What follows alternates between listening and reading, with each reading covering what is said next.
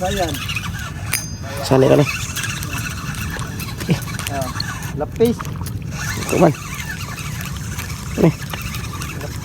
Wasdak mga master, maaga nga pala akong bumiyahe ngayon at nagpahinay-hinay lang ako dito kasi may tumitingog pa man ng mga wakwak sa daan. Nakakahadlok at hindi na pinadugay-dugay umabot na ako agad sa pantalan at ito na bumaktas-baktas na ako dito. Naghanap na ako kaagad ng mapagpupwistuhan. Ito pala yung gagamitin ko ngayon na fishing rod. Bigay po ito ng Master Gerson Dapar. Shoutout po sa inyo, napakabuti po niyang tao. Binigyan po ako ng ganitong klaseng fishing rod at pakipalo na rin po sa kanya mga master kasi nangangawil din siya. Katulad din siya sa akin, nangangawil din siya. Lumilipay din yung kanyang naong kapag nakakuha ng mga isda. Siyempre sa mga puntong ito hindi na ako magpadugay-dugay kaya hagis na agad kasi humayag-hayag na. At sa mga puntong ito pinakiramdaman ko agad dito kasi may parang pumapaak na sa aking kawil. Ramdam ko na talaga yung pagtusik-tusik sa isda sa ilalim kasi napaka-sensitive ng rod na ito. Mga oras nito may nahuli na pala kaya pinaspasan ko dito retrieve. Tuyo ko na dito at pag-arasa ko nakakuha ako dito ng asuhos. Dahan-dahan bigla talaga akong napangiti kasi sure ball na hindi talaga ako zero. Ang aking dagway lumilipay na. Kaya patuloy ako sa pagbalibag sa aking kawil dito kasi namamasin ako nga basik masundan dayon. At dito na kumukurog-kurog na kaya agad-agad ko ang binira. At pag-arasa ko dito uman ni makuha unsa man di kato yung paak, di ba katubok igo ra manghihumokgan yung aking pamain. Kaya agad-agad kong ibanilik sa tubig at dito na pagkataon-taon mayroon na pong pumapaak kaya binira ko agad dito. Huksit-huksit ko na. Napaka-excited talaga sa pamati kapag may isda ng kumakagat. Napakagilok jud kayo sa pakiramdam labi nagtotoong isda talaga yung mahuhuli mo. At ito na sabay-sabay na nating tatanawin at titingnan. At pagkatingnan natin dito asuhos man naghapon. Grabing lipay na jud talaga ng aking dagway kasi nadugangan na po ng isa. At hindi na pinagdagay-dugay sinulod ko na sa aking mahiwagang lagayan at trapo gamay kasi napakadangog yung aking kamot. At sa mga puntong ito pinainan na naman yung kawil. Hagis agad at naramdaman ko na naman dito na may pumakpaak na naman kaya hindi na pinasaylo yung isda dito. Binira ko na dito na malakas. Tinuyok-tuyok ko na dito yung reel hanggang maahon siya dito. At pagkarasa ko dito ay asuhos gihapon. Wala itong problema kasi masarap itong isda na ito sa paksiw. Kaya agad-agad kong tinangtang at isusulod na sa mahiwagang sudlanan. Agoy.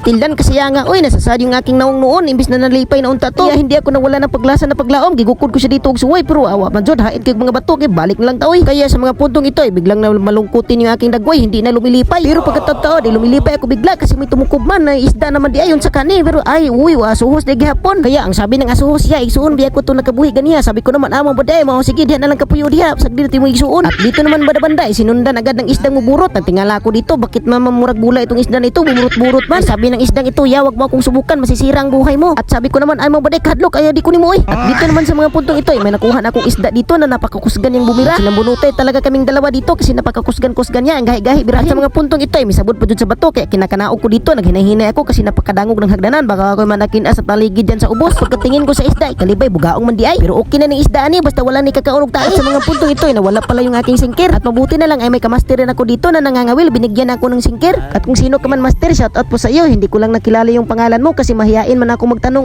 Sa mga puntong ito nakahibulong ako kasi nakakuha ako dito ng isdang murag helicopter. Yawa man yung isda ani. At dito naman banda-banda may isda na naman nagpapahuli kaya pagtanaw ko dito ay mao man yung isda siguro nga muburot lain na manignaw. Sabi ko sa kanya buhian kita pero wag ka nang bumalik ha. Sabi naman niya okay cool sunod balik na pud nimo cool. At ito na pala yung mga nahuli ko lahat. Goods na ito pang inununa na paksiw. At sa mga oras ito bumaktas na ako dito para makauli na. At pag abot ko sa unahan nakadaan ako ng tindahan kaya hindi ako nagpadugay-dugay bumili agad ako dito ng ice na yelo. Ilalagay at ibubutang ko sa aking mga huling isda para hindi sila mga dubok kasi malayo pa yung biyahe ko.